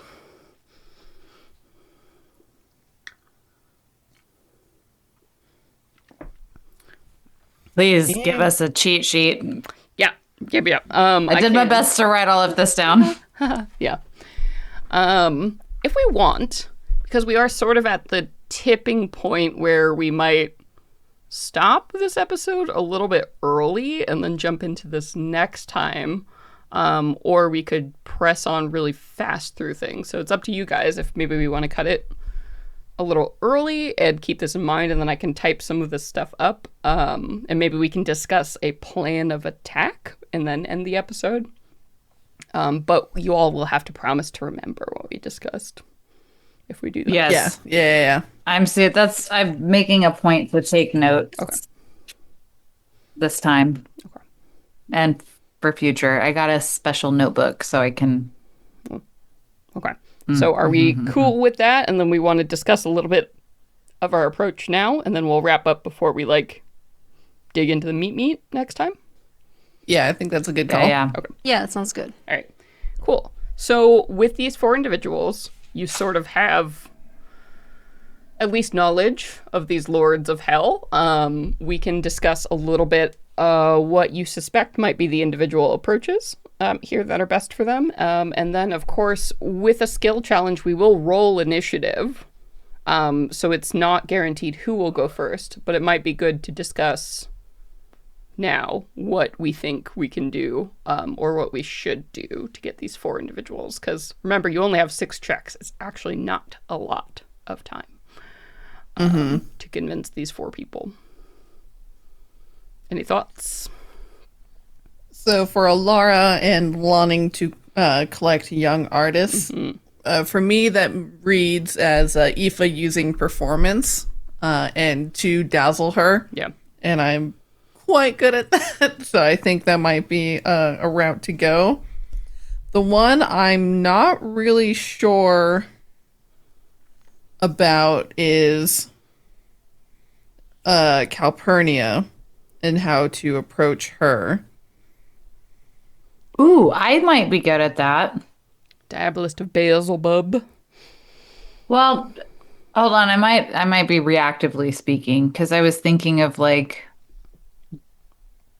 well, death and coming back to life. I mean, every day is a gamble for me.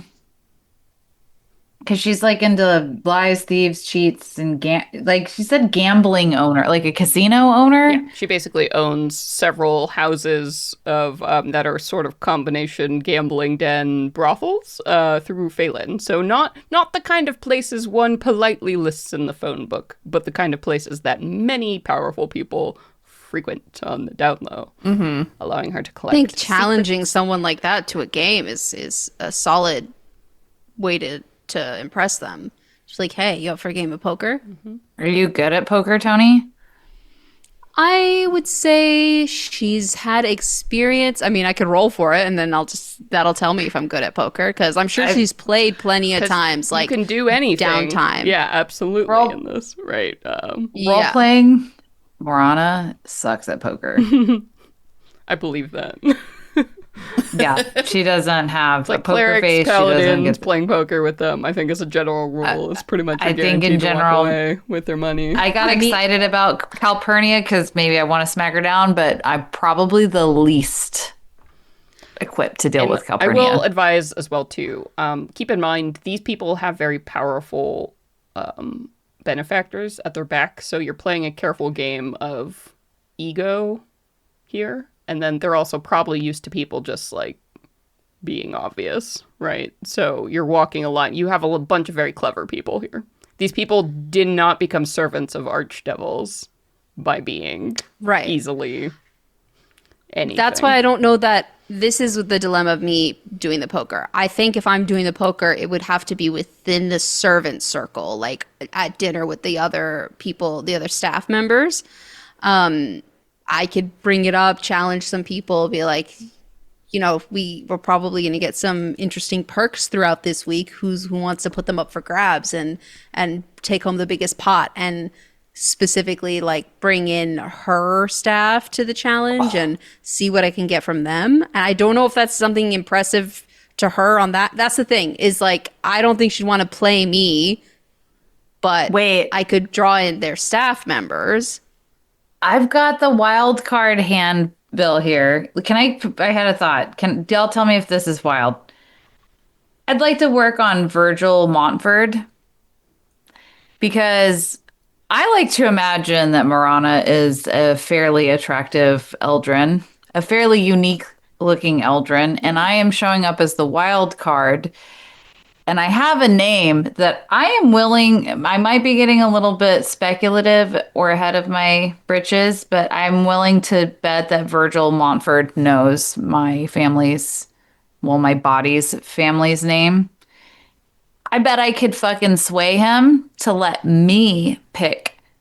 Hey, don't you think it'd be really cool to see if one of the servants would like bet against Calpurnia Visar?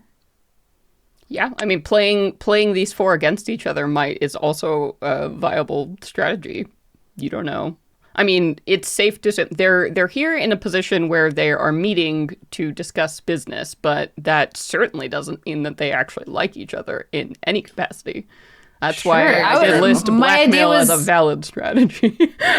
I'm not a noble and I'm not a servant, so I was trying to use my wildcard status to get Tony into like, hey, you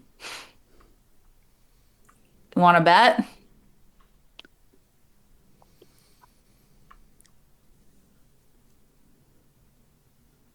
Yeah, I'm not sure. It's hard to right now kind of get a read on Virgil, because if he's after power and influence, that there's nothing like if he already has a pact with an archdevil, so there's nothing that Aoife can really offer kind of like in that line. But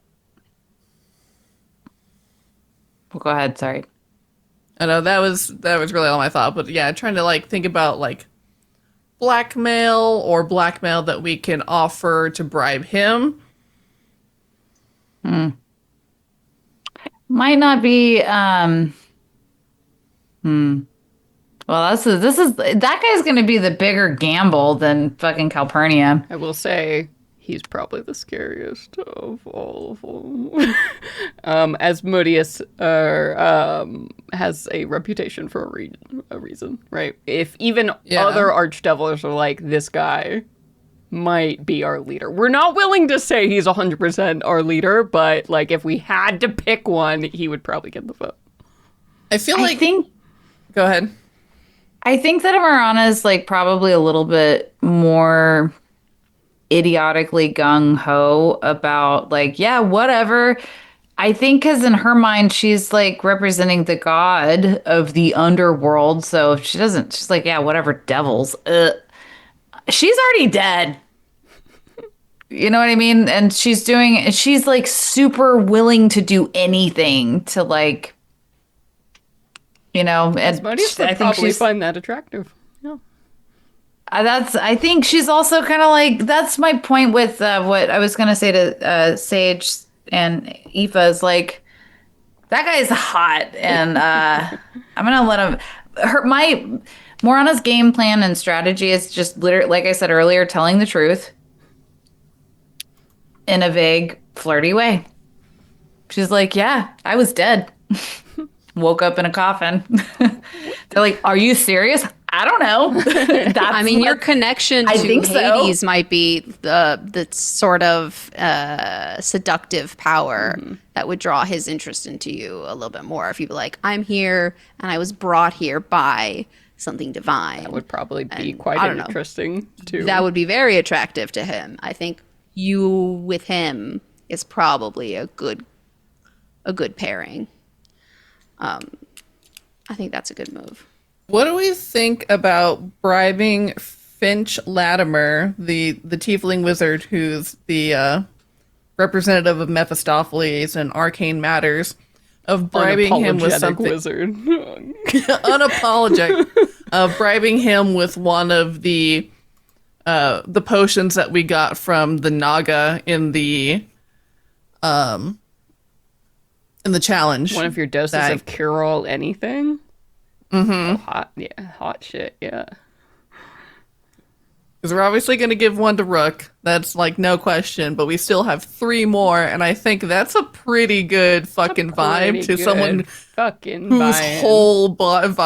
whose whole thing is like, I desire magic mystical power, and being like, this is a 1 in 4 of the entire universe. Cure-all potion. That is that is a good great idea. I think you should give him a fake, gift. And that would be a really good opportunity to try our ritual out.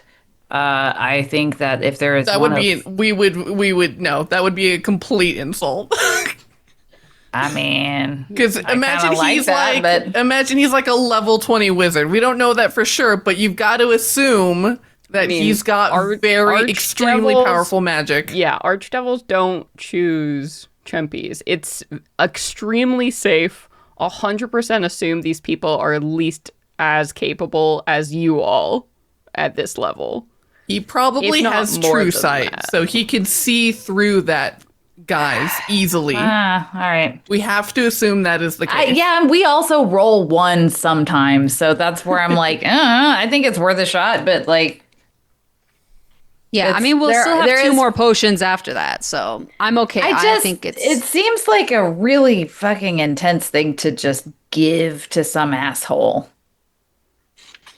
But in order to free the souls of how many Corillans? Are you joking? Because that's the ultimate I didn't know goal, that. I'm sorry, I didn't know that's what was at stake. I'm still out in the pasture about what's going on. Is that We are trying to get an invitation to the Crystal Museum because that is where the Corillans are being held in stasis.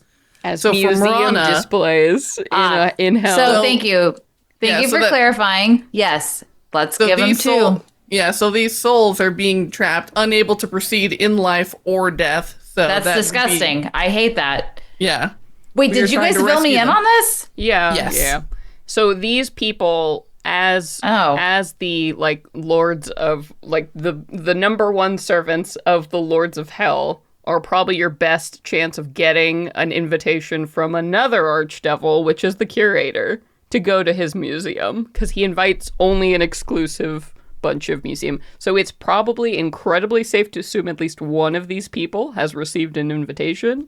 So if Aoife can get in the private room with these people where they can have a full and open discussion about all of their devilish matters and what they know, Aoife can certainly charm her way into probably getting that invitation for you all. And that's what's at stake here.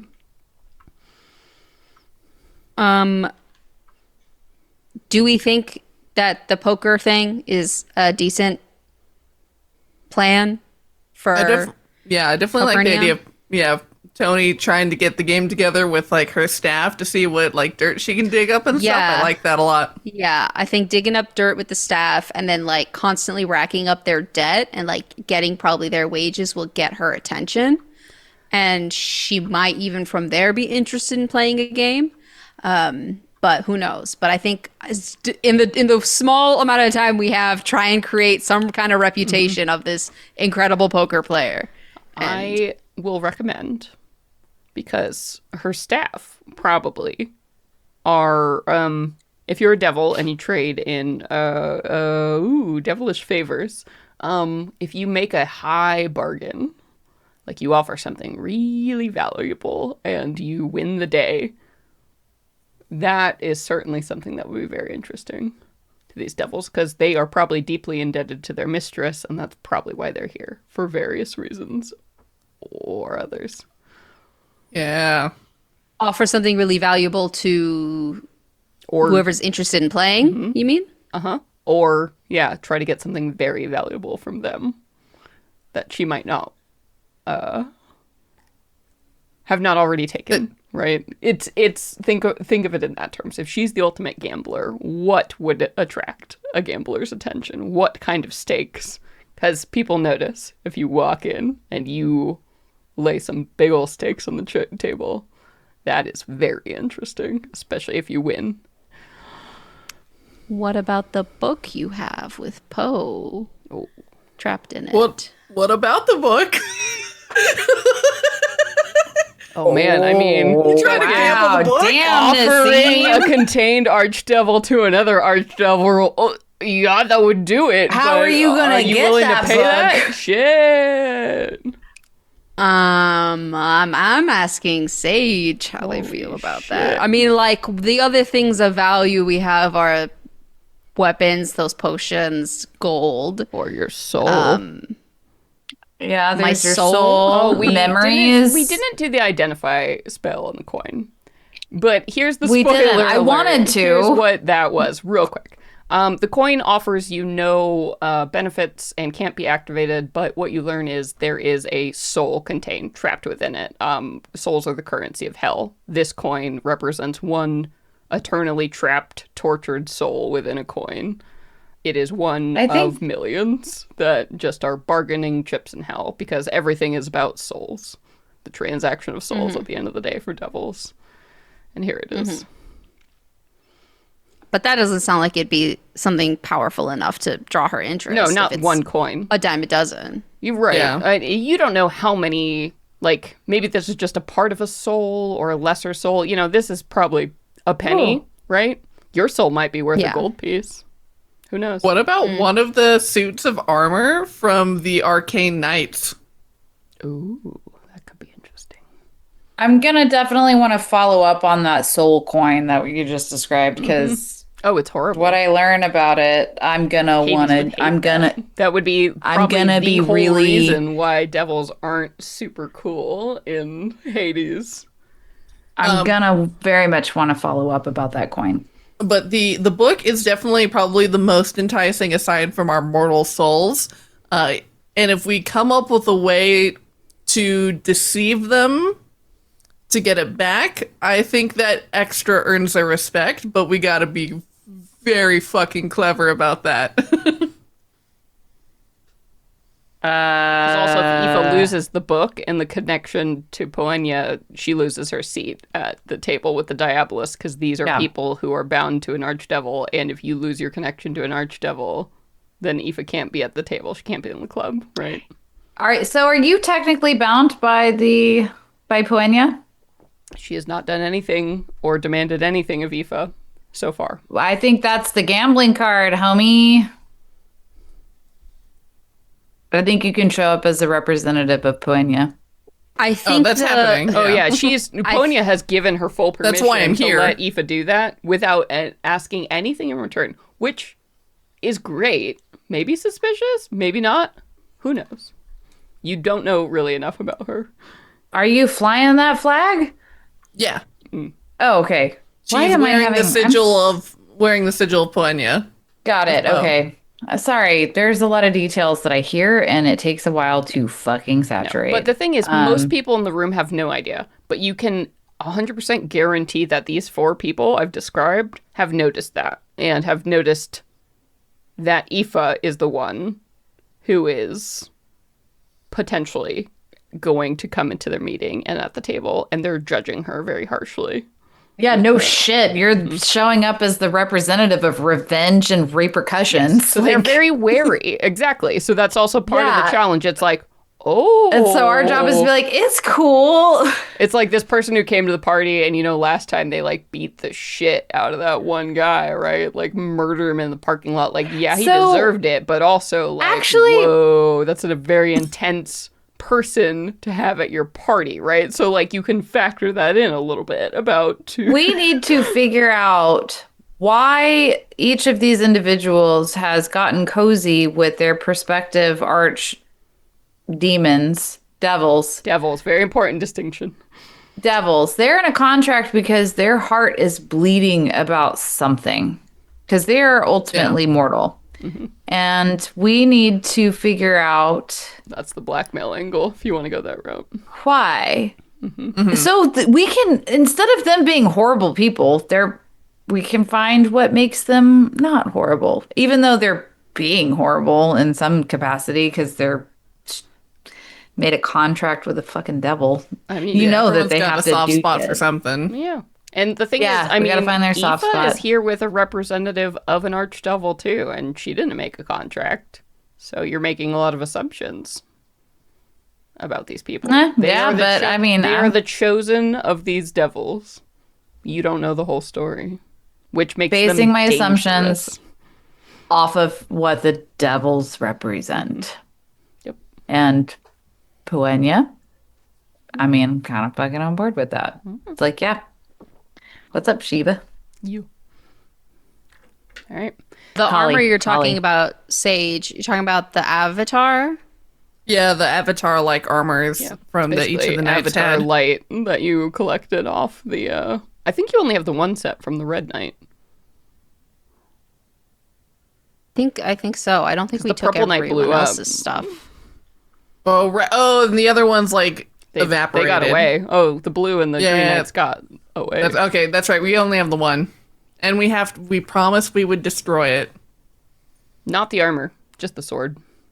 Oh, that's right. The sword. Yeah. So you have the set of armor. Though I heard that you wanted to run that by Gidget. Yeah. So I assumed you might have sent her the armor, but we can absolutely not do that. I'm cool with retconning. All right. But yeah, at this point, I think we've got some ideas and we've got sort of a strategy, but we're at the end of our time. So with all of this in mind, immediately next time, we're going to roll initiative and begin the skill challenge. We have 4 individuals that you know very basic information about. And you know very basic information about the archdevils they are tied to. But these 4 are very important. There's a lot at stake. The souls of many many Corellans potentially trapped within this crystal museum. So, let's wish us all luck when we come back next time. But for now, that's it. So thank you. Thank you, everybody, so much for joining us for this episode. We're cutting it here before we get into a hard-ass skill challenge. And I can't wait to see what the hell happens at that point. But yeah, before we go, I want to always take some time. We want to go around and say a huge, huge thank you to our Patreon donors. We know times are tough. The world is strange. So those of you who choose to donate even like $1 a month, like on our Patreon account, y'all are big damn heroes. Like, you allow us to, I can pay everybody here for their time and like do awesome things because of you. Thank you so much. So we want to acknowledge our two highest donor tiers going around here. So I'm going to start off and say a big ol' thank you to Muffin at the one on Drury Lane. Thank you. Thank you, Nissa McKinnon. Got it right this time. Hell yeah. Tony, Yeah, thank Tony. you. Oh. And Chris, thank you so much. Yes, and for Farrah's drinking mate tier, thank you so much, Fable. Thank you, Brittany. Markalai, thank you. And to Noon from our Discord server, a wonderful thank you. And thank you so much, Mrim. As always, thank you, Stephen. And finally, big thank you to all of you, and of course to Cinnamon Toast Punch. Thank you so much. You all are beautiful. You all are beautiful, amazing, wonderful humans. Thank you. Thank you for all you do and your generosity. Generosity is a rare trait in these days, and you all are fucking heroes. Thank you. At whatever like level you donate. Thank you. And with that, did anybody have any news they wanted to share? I forgot to ask earlier. This episode is airing in a couple of days. Not here. I think that's it. So just be out there. Enjoy summer in real life / fall, the better season in story. We're all waiting. We're all waiting for the leaves and the rain, and I can't wait. But until next time when we deal with devils. Venture away. Venture I didn't do outros. Hang on. Oh, shit. Hang on. I caught it. I did it. Okay. I think that might be the first. Has that been the first time that's ever happened? Nope. It happens constantly. Oh, really? Oh, it's first time for me. I have a new for me. terrible ADHD brain. It happens all the time. I have been your dungeon master / game master, Celeste Conowitch. Spicy as ever. I am Brittany Quintero playing your Eldrin Cleric. Eldrin Cleric. Yeah. Jesus, I'm still on Moon Elf Warlock. Jesus. Sorry. And I, Nassim, have done a disappearing, reappearing act with my green screen tonight, if you were watching the stream or this video. It was extremely magical. But I've also been your orc fighter and druid Tony, aka Felicia. Your tonic master. And I am Sage, and I have been Aoife Flannery, your spellbinding satyr bard. Oh, let's hope so, my dear, next time. But until then, everybody, venture away. Venture away, everybody. Bye-bye. Bye, Bye. Felicia. Bye, Felicia.